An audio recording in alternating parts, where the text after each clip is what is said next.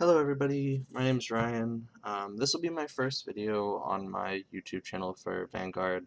I've been playing for quite some time and then I took a break and then I've come back. So I figured out, why not a better time than now to do my first video. I just got back from the second stand-up cup in St. Louis, hosted by Yeti Gaming, but put on and sponsored by Imagine Your Goddess, or IYG for short, and I'll link their channel down in the description. It was a great tournament. I'll start out by saying that um, I did get top 8. I probably would have gotten a little bit further had I stayed when they cut to top 8 and actually played, but unfortunately I had to leave and wasn't able to do so.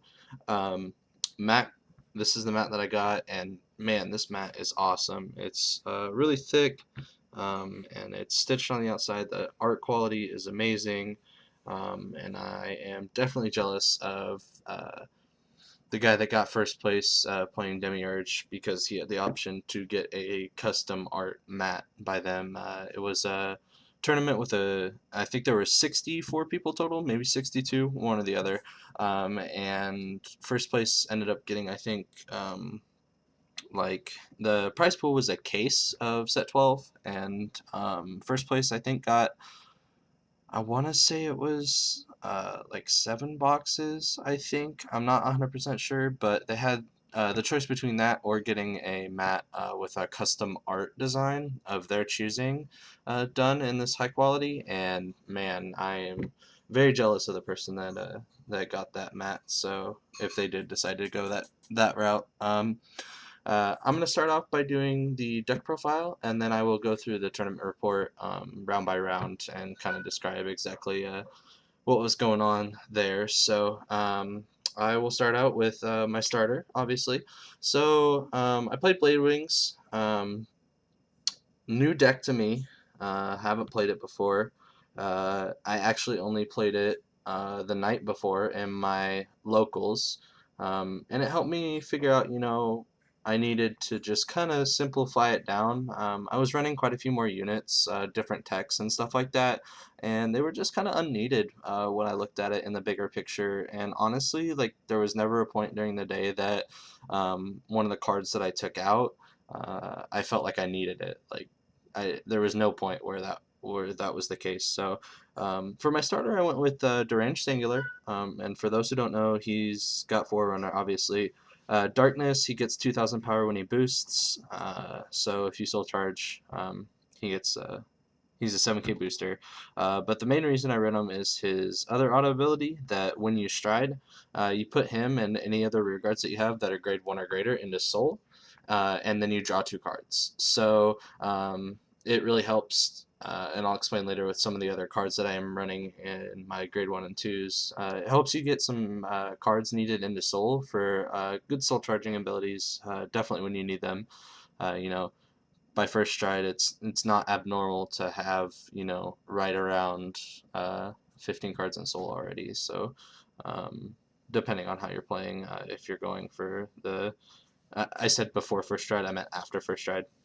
You should have more than 15 in soul after first stride, and even more if you're first striding demagogue, and I'll talk about that in a little bit. But so that's my starter, and we'll move on over to, I'm actually going to put that over here. We'll move on to my trigger lineup. So we've got the traditional 4 heals. I am running the Fighters Collection heal because shiny, and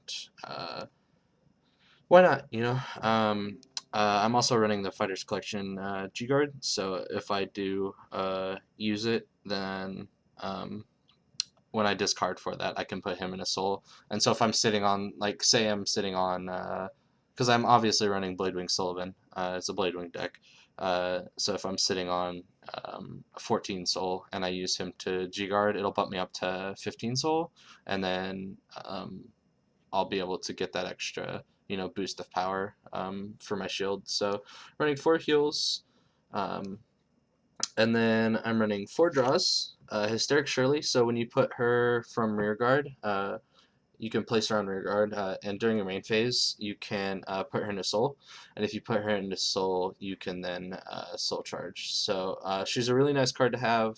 I apologize for the glare. I know it's hard to see text on some of these things, but I'm making do with this webcam right now. I don't really have the greatest webcam, but old art, Hysteric Shirley, from way back in BTO5. So get the OG cards. This art I like a lot better than the new art, but to each their own, whatever you want. Next up, I'm running one of the greatest stand triggers in the game, I believe, Monochrome of Nightmareland.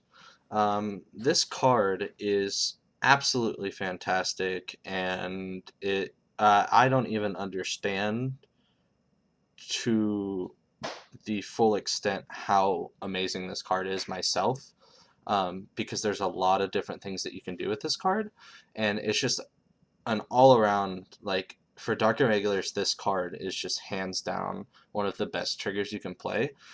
So the effect is you put it onto the top of your deck from rear guard. It's a GB1 skill. You put it on top of your deck from rear guard, and then you shuffle your deck, soul charge one after you're done shuffling, and then if you have 6 or more cards in soul, you unflip a damage, and then if you have 10 or more in soul, you draw a card. So basically, after first stride, or even when you're on first stride, when you're using this card, if you've used Counterblast at all for one of the other cards that I'll talk about, you unflip it, and you get to freely soul charge, which is obviously a bonus no matter what. And then on top of that, you get to countercharge that damage that you flipped over, and you get to draw an extra card. So it basically just like recycles itself over and over and over again, and you'll see when I'm done talking throughout the deck, I'll kind of explain a couple of different things that he's used for. So next up, I run. It's a little bit different than a lot of people. I run 4 crits, and this is Dark Knight of Nightmareland. Um, a couple of the other Bladewings that I've seen recently haven't been running crits. They've been running the 6 draws, 6 stand with the newer stand that came out, the one that gives you extra guard and you can put it in your soul. I like that card, I do. However, I believe that crits completely impact the game in a different way, and I am not a fan of not running any crits on my deck because, especially with Dark Irregulars and the amount of soul charging you do, your opponent pretty much knows what's in your deck. And if they see that, once you've soul charged in the in the best 2 of 3 format, the Swiss format, which is what this tournament was. Once you play your first game, if they haven't seen your entire deck and they don't know what you're running, there's something wrong. Either they're not paying attention, or you just are not doing your part as a Bladewing player in soul charging, because you should be going through your entire deck multiple times during the game, and by that point they should know exactly what's in your deck as far as triggers go. And so criticals are always helpful because they keep your opponent on edge and force them to guard with things that they might not guard with, if they know you don't have crits. And he works really well with some of the strides that I'll show you later. And on top of that, his ability lets you soul charge when he's on rear guard. So if you need that one extra soul charge, you put him in a soul from rear guard, and he gives a unit plus 3k. So it helps with power, and it helps with soul charging. So then on to the most important grade 0 of the entire deck. I say most important, but the other cards are also important. But Enigmatic Assassin, this card is absolutely busted in Bladewings and just Dark Irregulars in general. It's a great card, fantastic.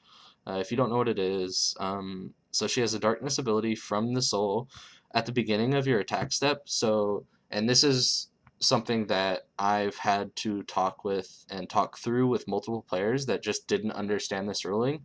At the beginning of your attack step, it's not your attack phase.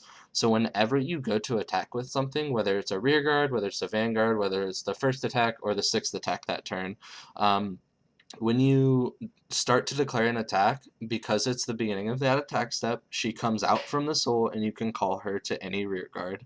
If you do, she gets 5,000 power until the end of the battle, or sorry, end of turn. She gets 5,000 power, and then if you have 15 or more cards in soul, she gets an extra 10,000 power. So she's a 20k beat stick that can also boost. Um, she's useful for boosting sometimes, but most of the time you'll just use her to get an extra attack off unless they're sitting at like 21 or 26k base and you can't hit her, or like can't hit their vanguard. Um, but she's great, especially on demagogue turns, and I'll get to that later. But this card can make or break you. If you don't have her in soul, sometimes it costs you the game because you don't have that one extra attack you need. If you do have her in soul, she'll finish off the game for you just because they can't handle that amount of power and those many attacks. So we will move on into the grade ones. Pretty standard. I run 4 Dimension Creeper. 7k grade 1. When he's in the soul, during your main phase, you soul blast him, and then if you have a Dark Irregular Vanguard, which you will, you can soul charge 2. So gets the soul charge number up and puts one more card in your soul. So because you're losing 1 and then you're soul charging 2, so it's a net gain of 1. So overall, this card is fantastic. The art's also really cool. It's kind of just like a tar creature almost. But moving on, the new card in the deck that just makes this deck so much more consistent. So before set 11, Bladewings were still a decent deck. They were showing up. They were kind of a niche deck, and you saw them kind of in the Japanese scene mostly, and a couple of times. I know that Dark Railers got third in the last stand-up series before set 11 was released, and that, not to take away from the person playing Bladewings at the time, because he was playing the Bladewings variation of Dark Regulars as well. But a lot of people didn't even know what that deck was and didn't know what was going on with it. And so when they sat down and played it for the first time, they were just kind of overwhelmed by the sheer power of its offense along with the incredible defense of the deck. And that's another thing that I'll highlight in just a little bit when I get through my G units, is that this deck is incredibly, incredibly defensive, but at the flip of a switch can turn into one of the most aggressive decks in the game. Um, this card changes almost completely how you have to play against the deck, because he just makes the deck so much more consistent.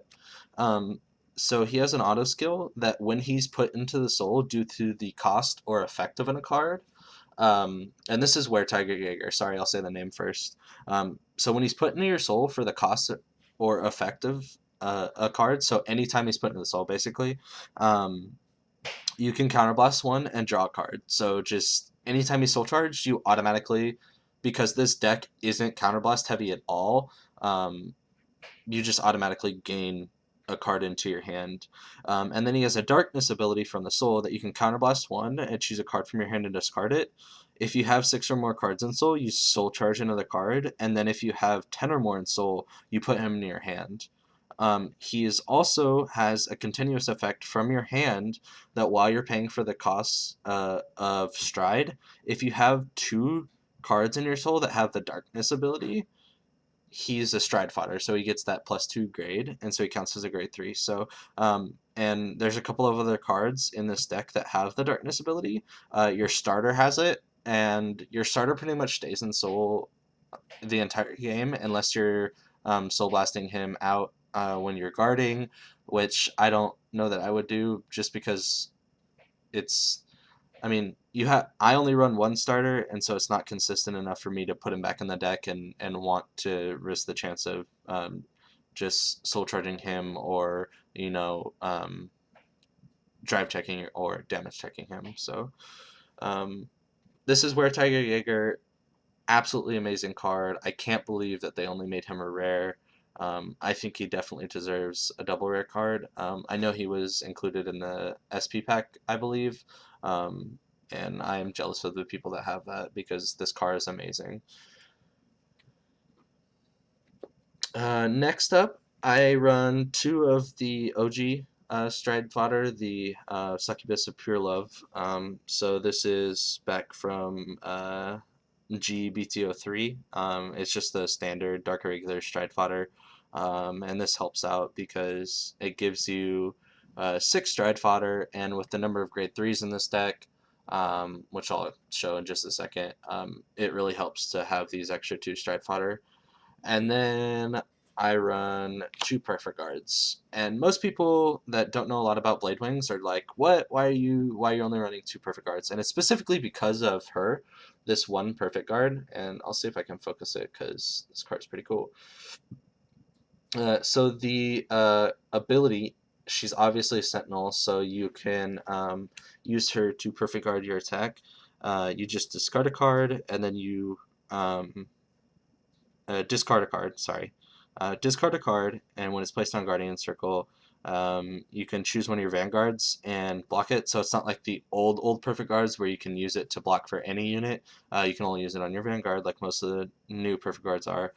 And then it has a act ability from the soul, a GB1 Darkness. Choose one of your grade 1 or less rear guards and retire it. Return this card to your hand.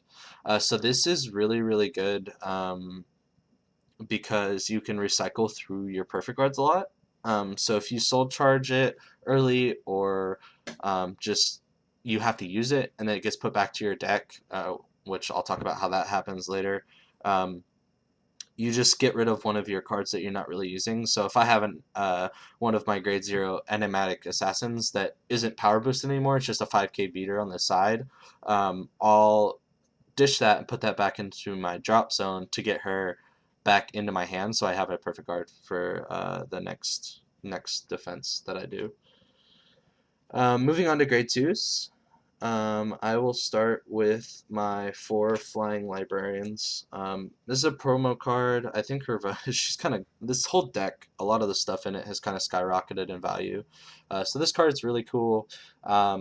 This card, and I'll talk about this other card, this other grade 2 that I run at the same time, because their skills are almost the exact same. They just differ slightly. Um, so this is Flying Librarian, and then we have over here Covetous Succubus, and they both do the same thing. Let me see if I can hold these up so you guys can read them at the same exact time. So if we can focus. So when they're both placed on rear guards, you counterblast 1, and then Flying Librarian, you soul charge 2, and then if the number of cards in your soul is 6 or more, you draw a card, and then if it's 10 or more, you countercharge. So it's a GB1 skill, and so is this one.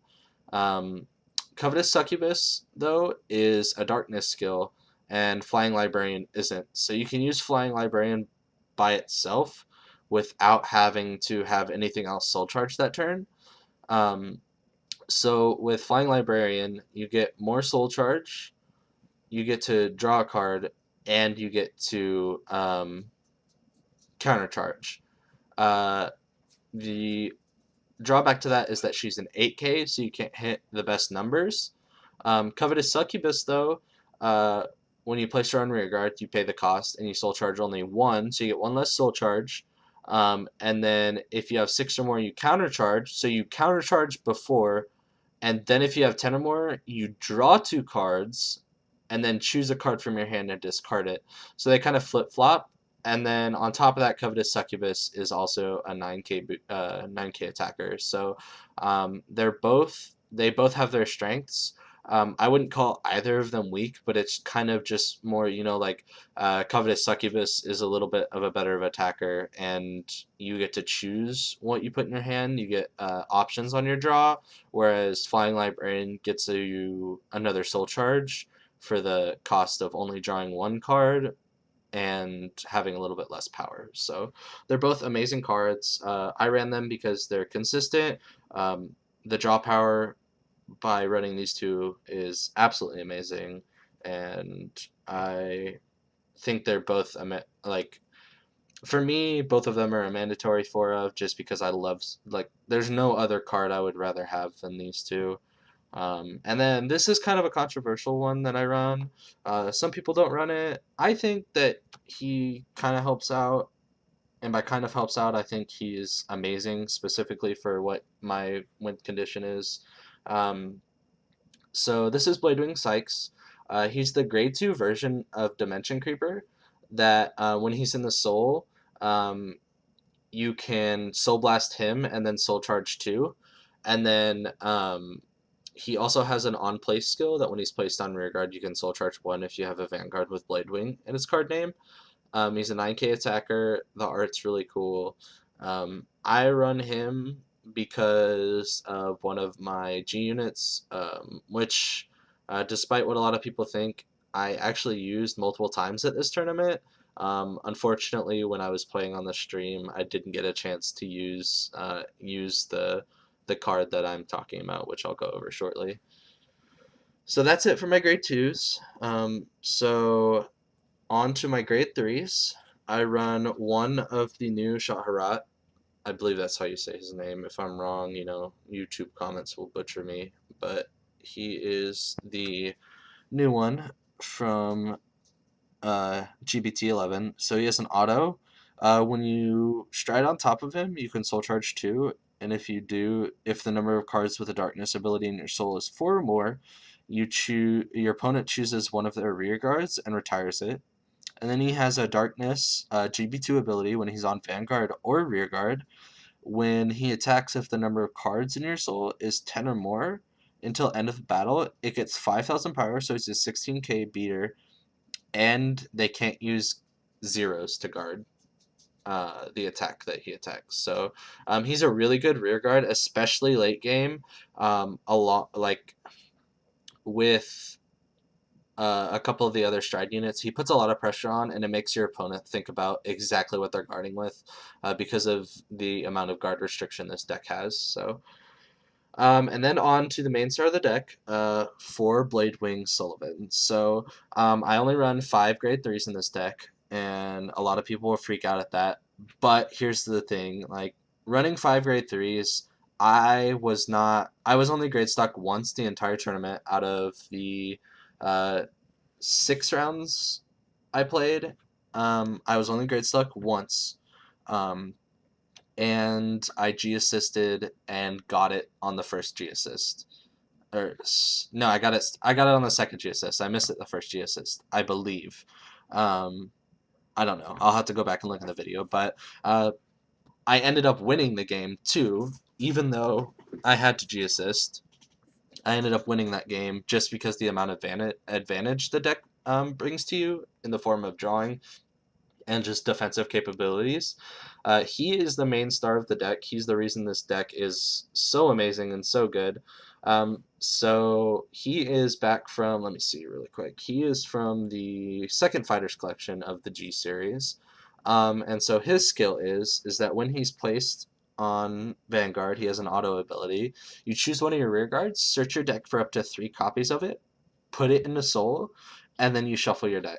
So with cards like Sykes here, um, or if you have one of your enigmatic assassins or dimension creepers on the field before you ride him into grade 3, then you get to put all of those into your deck, which is just amazing because if you have 4 assassins in your soul, you're pretty much set and you'll automatically win most of the time on your first or second stride.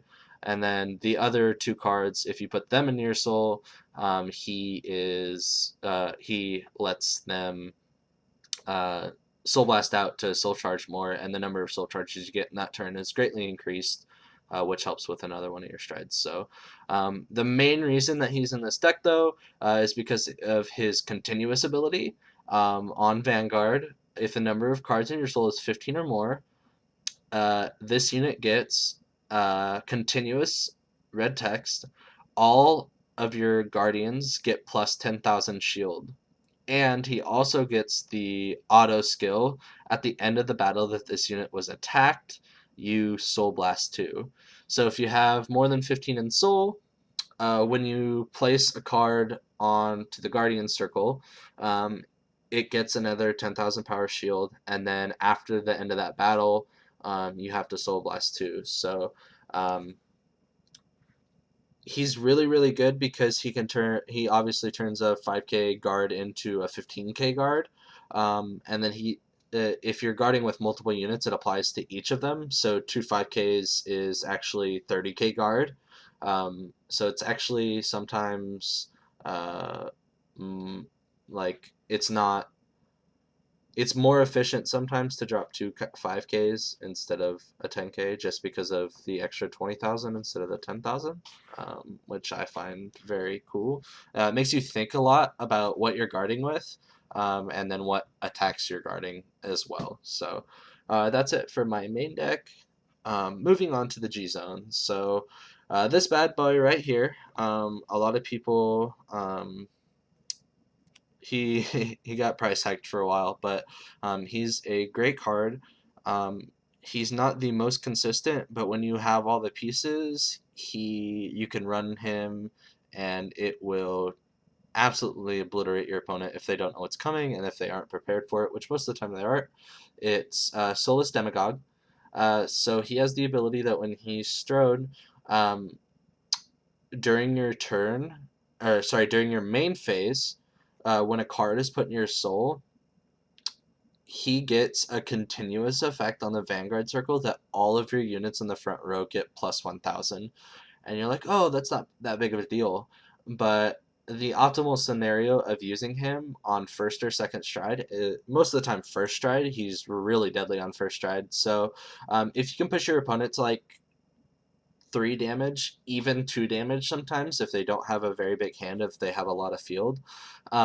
When you get stuff like Sykes and Creeper in Soul, what it does is it lets you just absolutely soul charge the hell out of your soul. Um, at the tournament, I actually ended up soul charging 25 cards in one turn, and it was on first stride. My opponent was only at 2 damage, but I had three enigmatic assassins in soul, and so what ended up happening was he just died because he didn't hit any heal triggers, and that's what it comes down to. He had 4 cards in hand, and um, I had a total of 6 attacks that turn, all for um, well over 30,000, and it just completely demolished him.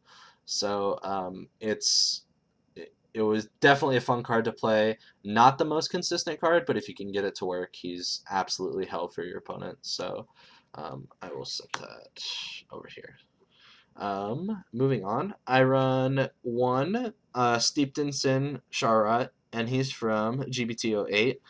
So he's got the GB2 Darkness ability, so he's not very useful for first stride. I'd never first stride him.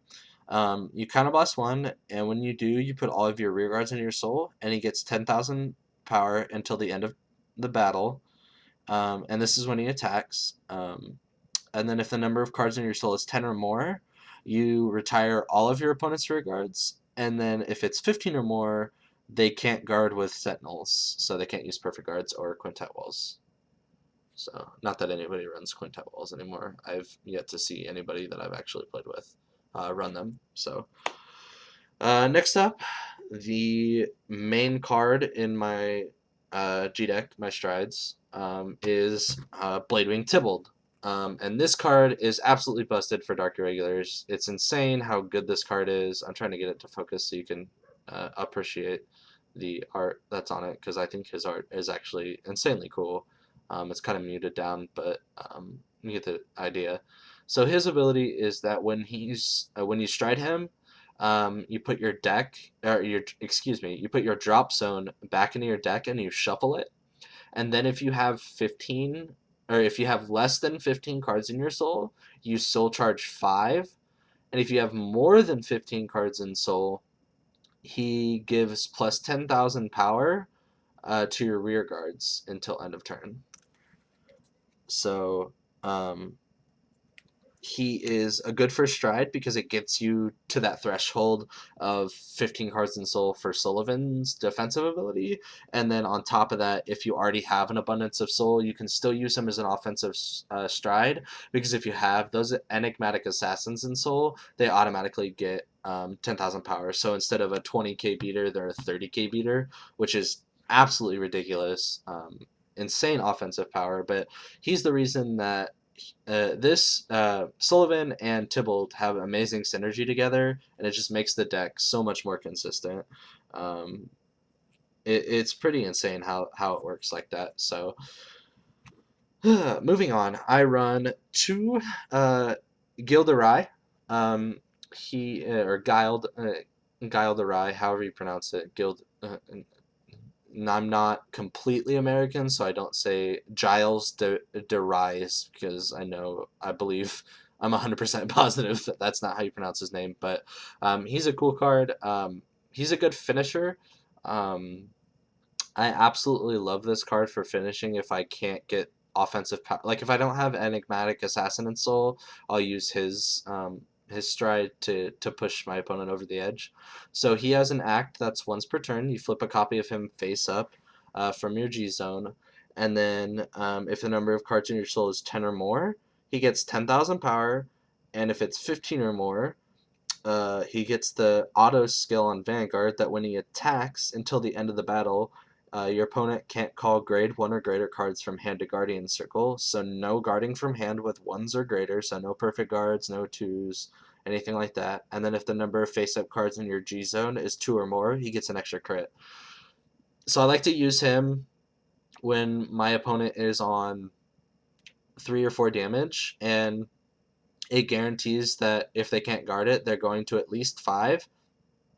And I'll use him even if I do have Assassins in Soul sometimes, because it'll just push me to the point where they can't take any attacks from my 20k beat sticks, or they just have to hope for a heal. So he's a really good pressuring unit, and it forces them to G-Guard, which is really good, because G-Guards are kind of an easy way out of getting, it's an easy way out of to guard pretty much a lot of the multiple attacks, because you can get most of the clans that are popular right now in the meta. They run G guards that have effects that alter the number of attacks or add power to their Vanguard. So next, I run two Bladewing. He is our restander for Dr. Regulars, just came out last set, GBT 11. So he's got the GB2 Darkness skill that you counterblast one. It's a once per turn, counterblast one, and flip up a copy of himself from the G zone, and you put 2 cards from your hand into your soul. When he attacks, if you have 10 or more in soul, you can pay the cost. So you have to have the 10 or more in soul to be able to pay that cost. And then you take all of the grade 0 cards from your rear guards and soul and put them back into your deck and shuffle. Choose 2 of your units on the field, and they get 5,000 power until end of turn. And then at the end of the battle, he stands, and when he attacks for the next time, he only does 1 drive check, so he loses 2 drive checks. He's a good card. I went into him a couple of times, but most of the time I didn't even have to use him, because at the point that I was going to use him, my opponent was already dead. Like I didn't ever. There was never a point where I needed him, because most of the time they died before I ever got to the point of needing him at all. And then I run one of the GB8s, which is the all continuous effect on Vanguard. All of your units in the front row get +1 or plus 13,000 and +1 critical for every 13 cards in Soul. So just basically boost your front row by 13k and a crit. Because I don't normally ever have 26 in Soul unless it's the turn after I have Demagogue on my Vanguard, when I stride into Demagogue. So then next, I'll go through my G guards. I run 5 different G guards. It gives me options. There's not really a point that I needed any of these twice. Sometimes I say not needed, but there's sometimes that I did want a couple of these more than one time, but I did just fine without having more than one of any of them. So, first one is Agrit Bat Malat. So she is the G guard, and when you place her on G guard, sorry, I'm trying to get it to focus. My webcam's just being very troublesome for me right now. So, uh, I'll just explain the effect like I've been doing. So when she's placed on Guardian Circle, you Soul Charge 2, and then if you have 6 or more in Soul, it gets 5k, so she's a 20k guard. She's nice because if your opponent's like, oh, you only have 2 attacks that you get your shield bonus from Sullivan, you're like, no, I'm going to guard with this, and actually I have this attack, and then 2 more after that because I pushed myself up by 2 Soul Charge, and then depending on what you soul charge. Like if you soul charge a Were Tiger Jaeger, you can counterblast and get a draw off of it, and it's absolutely critical in some points. I was actually saved by this card in a couple of my games where I was like 5k short of guarding after I didn't have enough in my soul. And I soul charged a Were Tiger Jaeger, got to counterblast, ended up drawing like a 5 or 10k shield that I used to guard with and keep myself alive. So um, that's that one. And then this one is actually really useful. So I use this one. I had him in here because of the amount of um, targeting skills that I knew were going to be at the tournament from Dominate. Although I say that now, there wasn't. I think there was 2 Dominate players in the entire tournament of 62 to 64 people. Uh, but the thing I was most scared about was Vanquisher, just Narukami, one of the guys that I went up with, who actually placed third/fourth at the tournament because he got to stay and play top 8, was playing Vanquisher, and so I knew it was going to be a problem for me. This is Saint Germain. When he's placed on Guardian Circle, if you have 10 or more cards in Soul, he gets 10,000 power till end of battle, and then if you have 15 or more in Soul, you choose any number of your units, and they get Vanguard. Rear guard, and Guardian Circle resist. So what's really good about him is that he basically gives your entire field resist, so none of the retire effects work from certain clans. And then what's also really awesome about him is that if you use him to guard against Dimensional Police with guard break, they can't get rid of any of your guardians. So all you have to do is guard with him and give him self resist, and they just don't pass. But more often than not, when D police are running guard break, they're gonna have like some crazy power like 60 and above, 60,000 and above. Sorry, and so you're gonna probably end up guarding with more than one card anyway. So you'll probably use him and something else to guard, which is nice because then you can just give that one resist as well. So because you can choose up to any number of your units, and why not choose all of them? Because if you don't choose all of them, you're playing suboptimally, which has no room for uh, the competitive area of Vanguard. You have to play as optimally as you can at all times. At least that's the goal, anyways. So, moving on, I run 1 Sabnak, and this is an interesting card. It just came out in set 11. Sorry, G set 11 for all the OG players out there. So he's got an interesting skill, and it actually helps a lot against multiple attacks like Dominate or Aqua Force, and even ZTB. So when he's placed on Guardian Circle, you counterblast 1. It has to be when their Vanguard is attacking you. I messed up on that. I didn't actually realize that until about halfway through the tournament. Um, I never used him before then, though. I 100% am positive that I didn't use him without knowing the ruling, because the first time that he pulled him out for the day was when I found out that I had to use him on a Vanguard attack only, and I was completely surprised because you think I would be smart enough to read my cards going into a tournament, but like I said, this was only the second time that I played this deck. The night before at my locals was the first time, and I don't really think I needed to use him all that often. I was using the other G guard that I had. But you counterblast 1 and guard with him when your opponent's Vanguard attacks. And then if you have 10 or more in Soul, you can pay the cost. He gets 5,000 power in guard, and then you choose one of your Vanguards.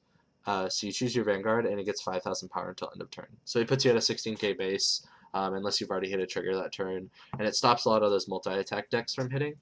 And then I run one of the Fighters Collection G Guards, and so it's GB1. You choose a copy of a G Guard from your G zone and turn it face up. When it's placed on Guardian Circle, you can pay the cost, and if you do, Soul Charge 1, and it gets 5,000 power for each 5 cards in your Soul. So if you have 15 in Soul, you get 15k, so on and so forth. And the good thing about it, too, is that he gets you to GB8 faster. Although this deck doesn't really, the GB8's not like a make or break thing. The GB8's okay. I never once used it. I think I'm actually going to take it out down the road. I think I'm just going to take it out for a Sea Breeze because I don't run Sea Breeze.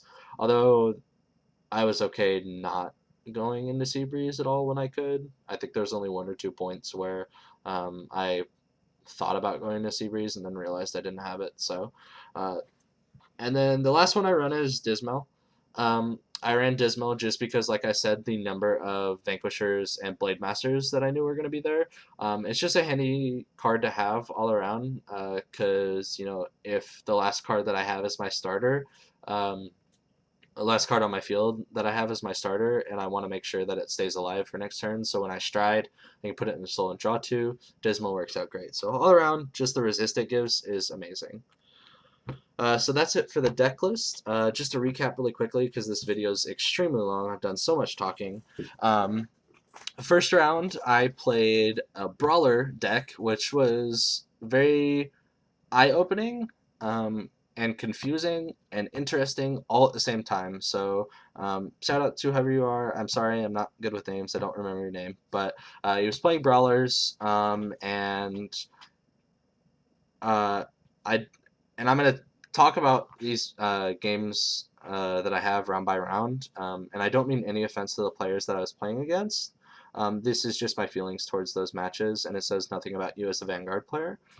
So my first match was against Brawlers. The gentleman that I was playing against is extremely nice, very charismatic. Loved playing against him. He's very passionate about his deck. I ended up winning that one 2-0 pretty easily. There was, I didn't have rear guards on my field at most of the time, and he was playing Brawlers, so I wasn't really punished for it. And it was just all around, I just kind of, whittled them down to like four damage, and then like 3 or 4 damage, and then just kind of, hit him with Giles the Rye and Shaharat the Stride, and that was kind of the end of it. That happened both games. I won 2-0. It's just kind of the story of how it happened. And then next I played a Vanquisher player. Shout out to you. Great game, great player.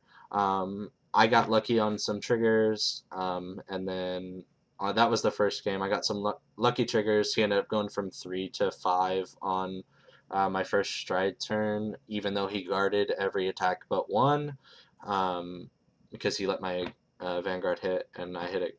I hit one of the 2 crits I had left in my deck after all the soul charging I did, and he was able to guard every other attack that I performed. And then next turn, he just didn't have the resources in hand to guard. And then the next game, time was called because of the way that this deck works.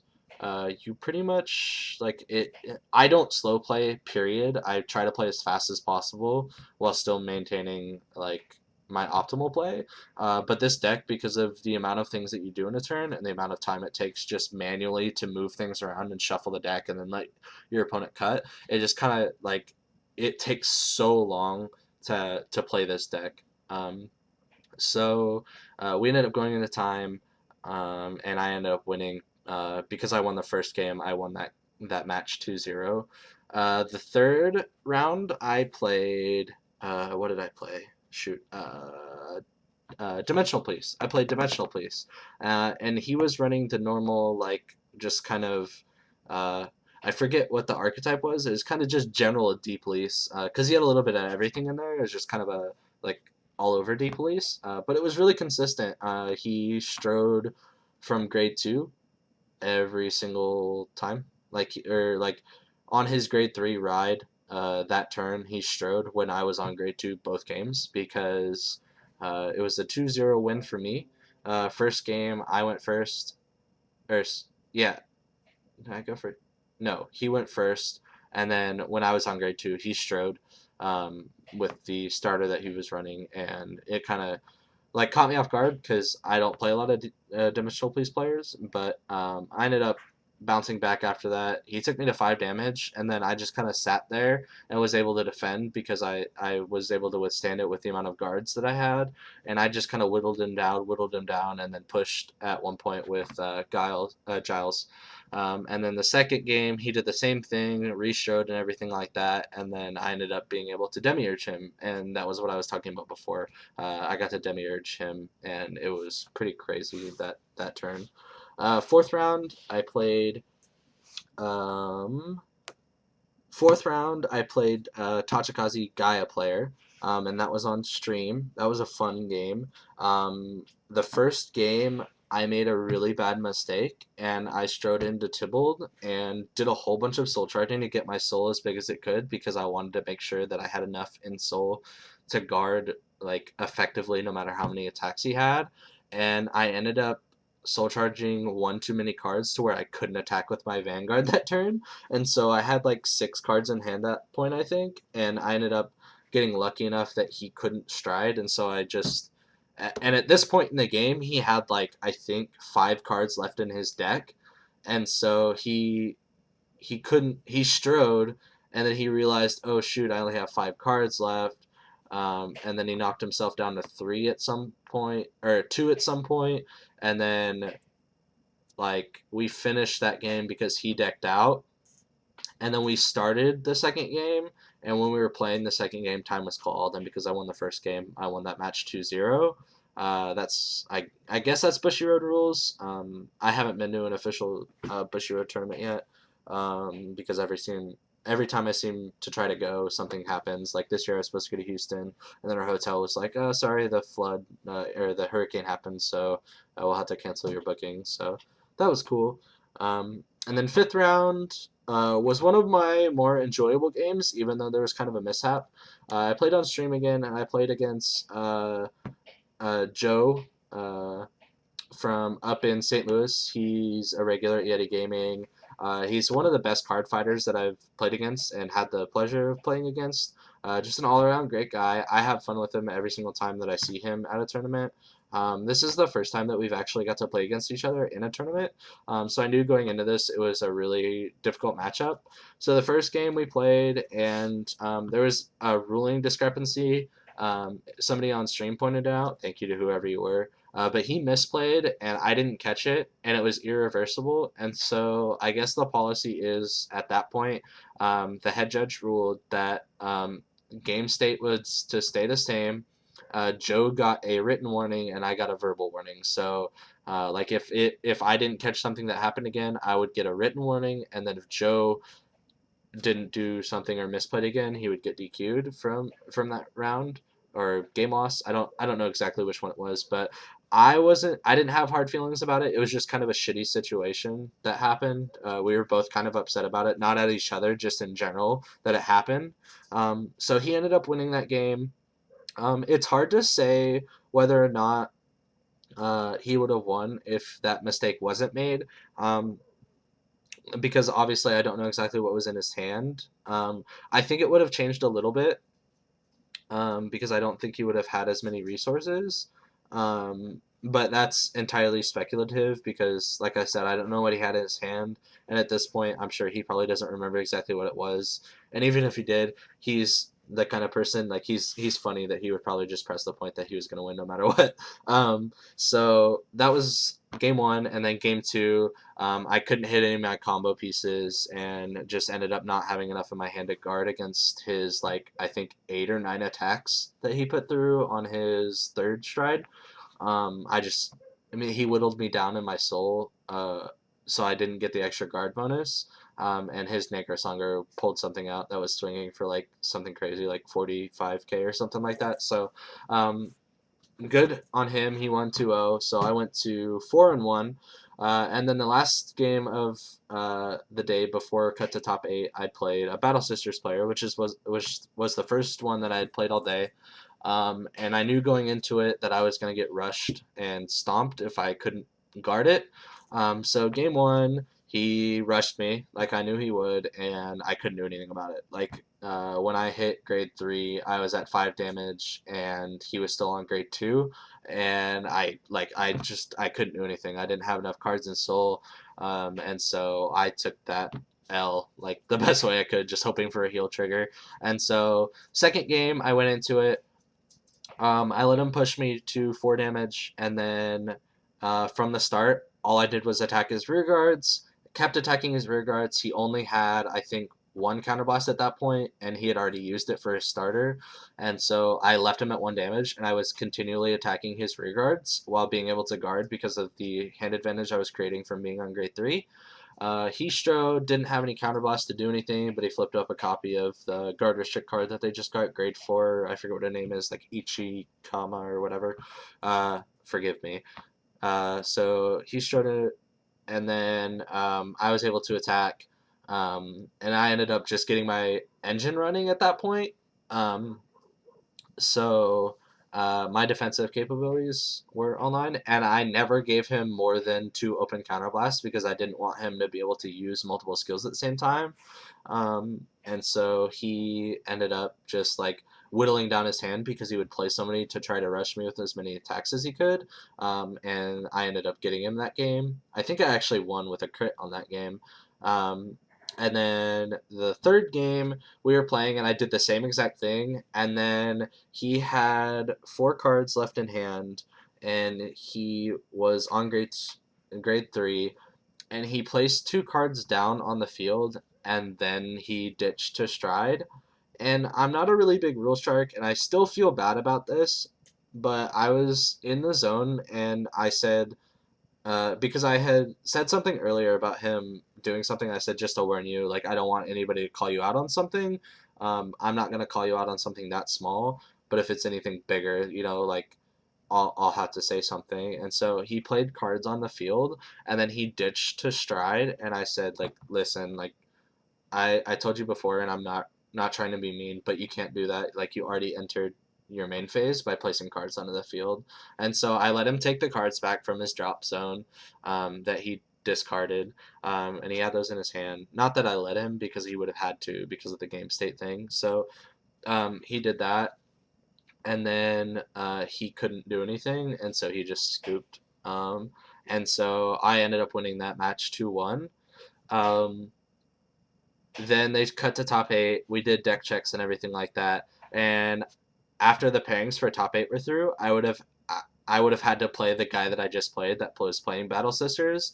And I had a 4.5 hour drive home. I was extremely tired and didn't want to fall asleep on the way home.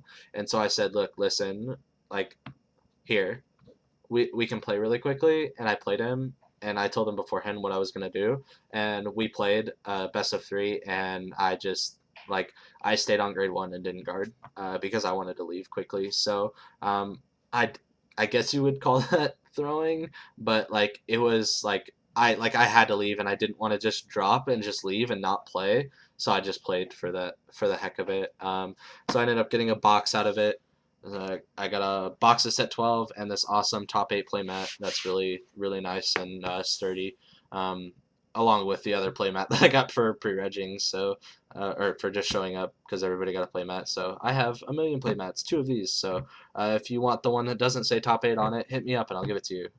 Not give it, but yeah, we'll work something out. So sorry for such a long video. This is the first video I've made in a long time. Just a little recap of my history. I started playing around, I want to say set 5 or 6. It was like 1 or 2 sets before Break Ride came out. I started playing, but not seriously. I didn't start seriously playing until the set Break Ride came out, which was 8 or 9, I believe. And I started playing seriously then. And then when Legion got introduced to the game, I stopped playing for 2 years, and then I came back in set 10 of the G era. So, and shout outs to everybody in the Philly crew that helped me get back into it when I was on my trip in Philly. You know, shout out to you guys for bringing me back into this game and getting me back on my feet. And thanks to everybody I played, and thank you to IYG and Yeti Gaming for putting on the tournament. It was a great one. Hope to see another tournament out of that store up there in St. Louis again, so I can come up there and we can play some more, and maybe I'll do a little bit better this time and have some place to stay and think ahead instead of scrambling to try to get home because of a 4.5 hour drive. So thanks guys, thanks for watching. If you stuck around for the whole thing and listened, sorry if I took too long or if it was too descriptive or anything like that. So thank you so much for sitting around and watching and listening to me talk for almost an hour now. So comment down below with thoughts on the deck, any questions you might have, and I'll be sure to try to answer them in a timely manner. Peace.